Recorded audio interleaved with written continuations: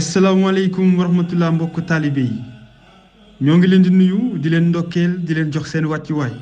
di leen jottali ne togg gii ngeen di gis ci image yi Serigne Bassirou Anta Niang di xalifaab Maam Thierno Birahim moo ko jox addiya Serigne Aïdara Mbacke gaawu bii nu weesu dëppook ñaari fukkeelu fan beek juróom-ñett ci weeru koor gi ngir feddali ak cofeelam ci Serigne bi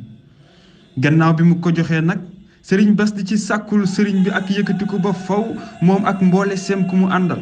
Serigne bi nag bëggu mboole seem mbokk taalibe yi ñu gis ko yëg ko te xamit ne moom it mu ngi leen ci sàkkul ak yëkkatiku moom it ba faw Serigne Bassirou Anta Niang yàlla na fi yàgg te wér Serigne Aïdara Mbacke yàlla na fi yàgg te wér asalaamaaleykum wa rahmatullah